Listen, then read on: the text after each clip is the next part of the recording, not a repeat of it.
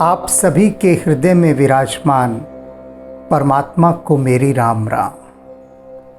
राम अपने भाइयों को और हनुमान जी को जिस ढंग से दुष्टों के वर्णन सीधे सीधे बता रहे हैं, कोई लाग लपेट नहीं, कोई घुमाव फिराव नहीं, बिल्कुल सीधे एकदम सपाट कि दुष्ट ऐसे होते हैं। ये बता रहा है कि राम कितनी गहराई से दुष्टों की दुष्टता को पहचानते हैं और दुष्टों के ये लक्षण जान लेने बहुत आवश्यक हैं, क्योंकि जीवन है। जीवन में हमें कटीले रास्तों का भी पता होना चाहिए। कहाँ पर विषाक्त घास लगी है, जहरीले पौधे हैं, इनकी भी जानकारी होनी चाहिए। तो राम हमें इस समय उन सभी जहरीले पौधों की जानकारी दे रहे हैं कि दुष्ट कैसे होते हैं। कल बता रहे थे वे कि बिना किसी कारण के दूसरों से वे बैर रखते हैं, अकारण द्वेष। और क्या, यही नहीं कि केवल बैर रखते हैं, बल्कि यदि कोई व्यक्ति उनके साथ भला करे तो उसके साथ वे बुराई करते हैं, भलाई का बदला बुराई से देते हैं। संसार में कितनी बात ये प्रचलित है, लोग कहते हमने उसके साथ कितना भला किया, लेकिन उसने हमारे साथ बुरा किया। क्यों बुरा किया? क्योंकि उसके व्यवहार में दुष्टता वर्तमान थी, प्रवाहित हो रही थी उसके रक्त में दुष्टता। और दुष्टता के उसी प्रवाह में राम आगे कह रहे हैं, झूठा ही लेना झूठा ही देना। कि जो दुष्ट लोग होते हैं ना, इनका सारा लेन देन झूठ पर ही आधारित होता है। ये झूठ ही लेते हैं और झूठ ही देते हैं और कुछ नहीं कर सकते। अब इसे उदाहरण के द्वारा समझिए। इस उदाहरण को राम के ही जीवन से हम दे रहे हैं। रावण ने क्या किया? झूठ का सहारा लिया। और झूठ का सहारा भी क्या था? तो राक्षस, लेकिन एक साधु का वेश धारण करके, झूठा वेश धारण करके सीता के हरण के लिए गया और झूठ पर आधारित अपने उस रूप के माध्यम से उसने सीता का हरण किया। सीता जी को ले जाकर बंदी बना दिया। उसके बाद जब बहुत समय तक वह सारे प्रयास कर चुका और सीता जी को किसी भी प्रकार से वह वशीभूत नहीं कर पाया, उसने लोभ दिखाया सीता जी को सबसे पहले। और देखा सीता जी लोभ के वशीभूत नहीं हो रही हैं। उसने भय दिखाया कि वे भय को भी नहीं मान रही हैं। मानसिक यातनाएं दी, उन्हें भी नहीं मान रही हैं। और फिर उसके बाद उसने अपनी एक राजसभा का आयोजन किया। और उस राजसभा में वह क्या कहता है? कहता है कि सीता ने मुझसे कहा है कि मुझे थोड़ा समय दो, सोचने का समय, और उसके बाद मैं राम को भूलकर आपको अपना पति स्वीकार कर लूंगी। रावण कहता है अपनी राजसभा में। विभीषण भी वही है राजसभा में, और विभीषण कहता है कि इसने तो झूठ बोलने की हद ही पार कर दी। ये सीता जी को भी लांछित कर रहा है। सीता जी ने कहीं ऐसा कहा ही नहीं। विभीषण की गुप्तचर व्यवस्था बहुत अच्छी थी और विभीषण को पता था कि रावण ही वहां पर सीता को चेतावनी देकर आया कि इतने समय का मैं समय दे रहा हूं तुमको, उसके बाद मैं क्या करूंगा?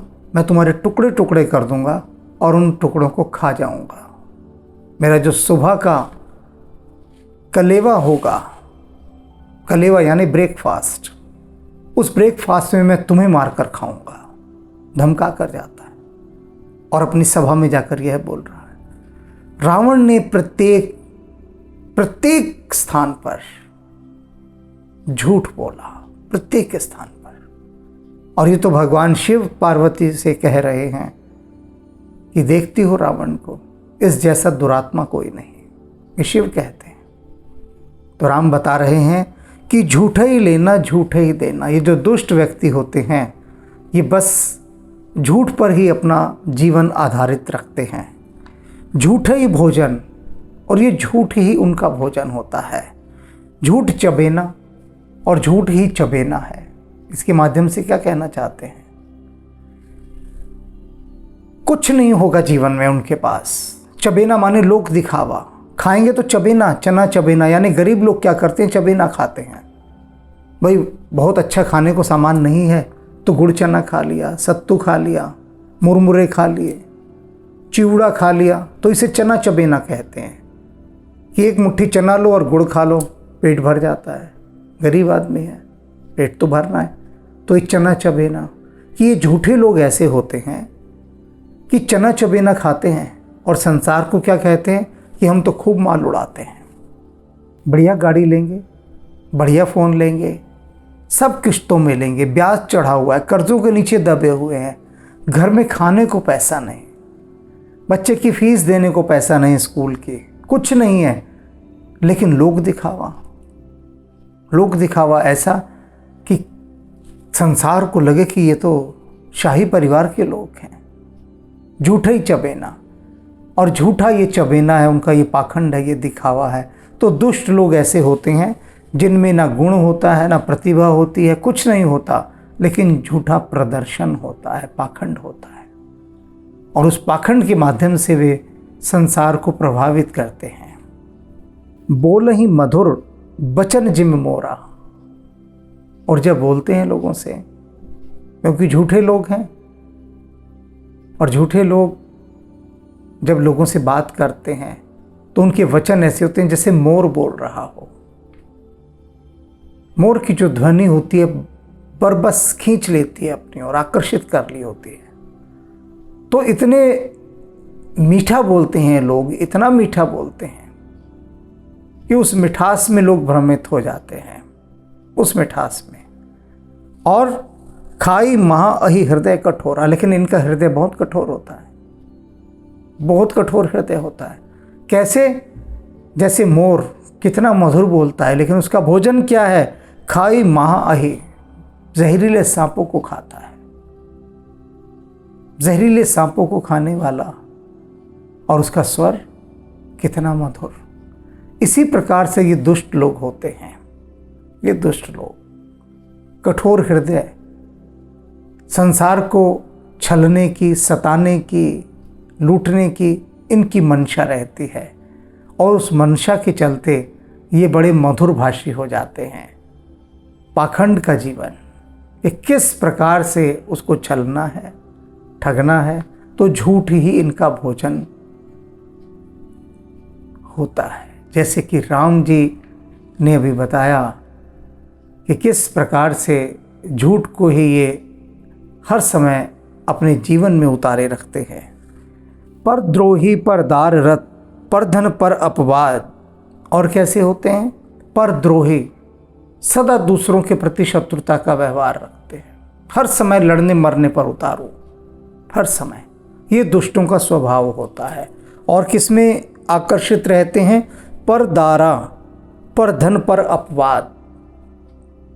पराया धन, पराई स्त्री और व्यर्थ की निंदाएं जितनी भी हैं, सारी निंदा व्यर्थ की होती हैं। तो उन अपवादों में, उन झगड़ों में इनका बड़ा रस होता है।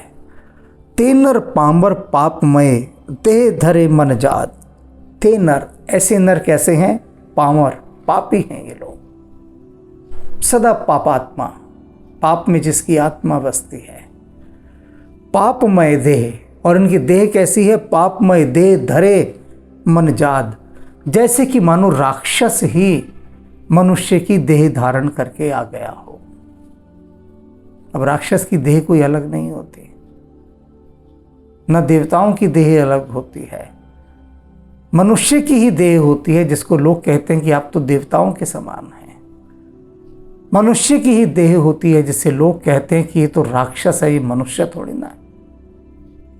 किसी जालिम अत्याचारी को देखकर संसार क्या कहता है कि अरे ये मनुष्य थोड़ी ना है, ये तो राक्षस है। तो राक्षस ही जैसे मनुष्य की देह में आकर वास कर जाए, ऐसे ये दुष्ट लोग होते हैं। इस प्रकार के लोभई ओढ़न लोभई डासन, और जो लोभ है, लालच है, यही इनका ओढ़ना होता है। जो चादर है, लोभ की ही चादर इन्होंने ओढ़ी होती है।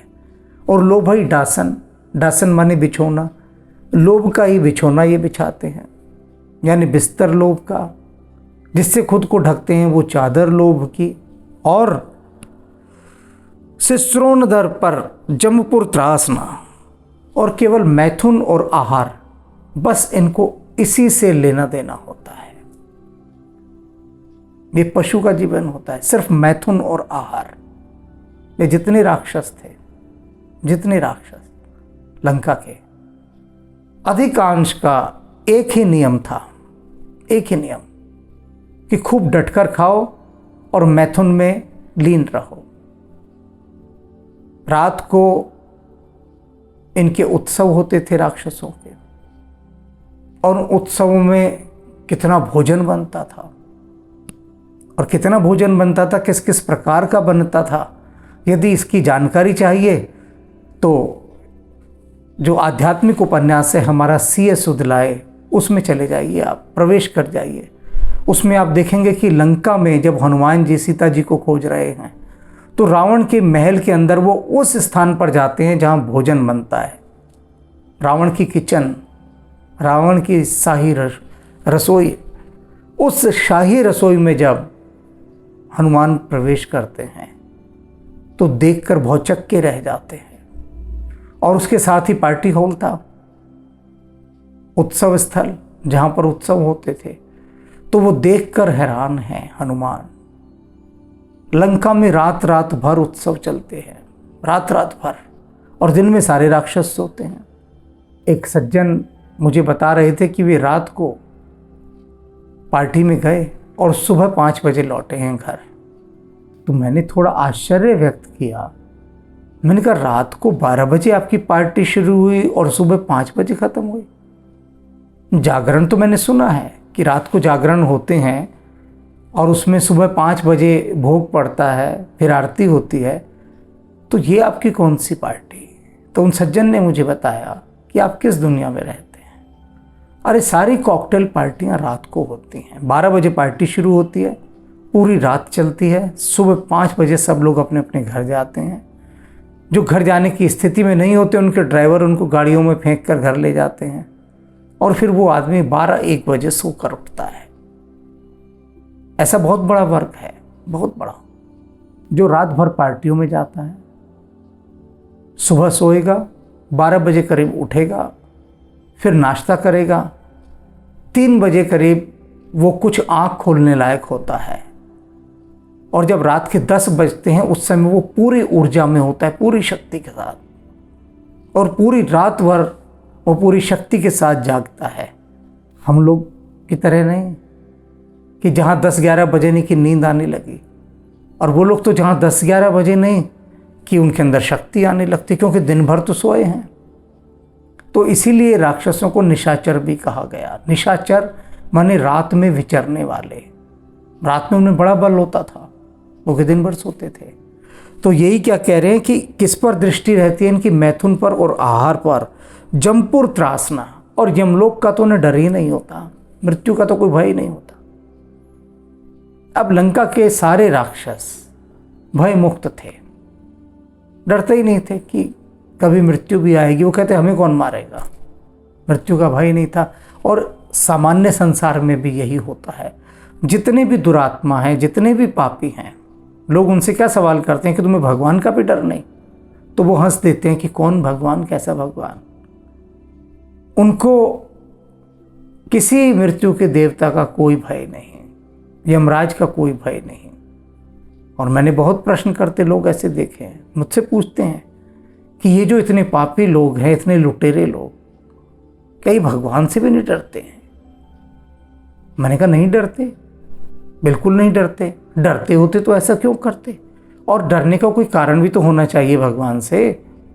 भगवान इनको ना कभी दंडित कर रहा कर, ये मज़े से अपना जीवन चला रहे हैं, एक के बाद एक बेईमान समृद्धि करता जा रहा है। कोई उनको रोकने वाला नहीं, देखने वाला नहीं, टोकने वाला नहीं। तो उनको लगता है कि ऐसी कोई शक्ति नहीं है जो पाप कर्म करने पर दंडित करती है, और इसलिए पापी पाप की ओर और अग्रसर होता रहता है। काहू की जो सुन ही बढ़ाए, श्वास ले ही जन जूड़ी आए। राम जी कह रहे हैं दुष्ट ऐसे होते हैं, काहू की सुनी बढ़ाए, किसी की यदि प्रशंसा सुन लें, ये किसी की प्रशंसा नहीं सुन सकते दूसरे की, ये चाहते हैं सारी प्रशंसा बस इन्हीं की हो और किसी की ना हो। तो यदि किसी की प्रशंसा सुन लें तो श्वास ले ही इनको सांस लेना मुश्किल हो जाता है। ऐसे लगता है जैसे जूड़ी आ गई हो, अर्थात सांस फंस गई हो कहीं पर और सांस लिया ही नहीं जा रहा, सांस अटक गई हो। किसी की प्रशंसा सुन लेने पर इनका व्यवहार ऐसा होता है। अब इस सारी चीज को समझिए जो राम जी बता रहे हैं।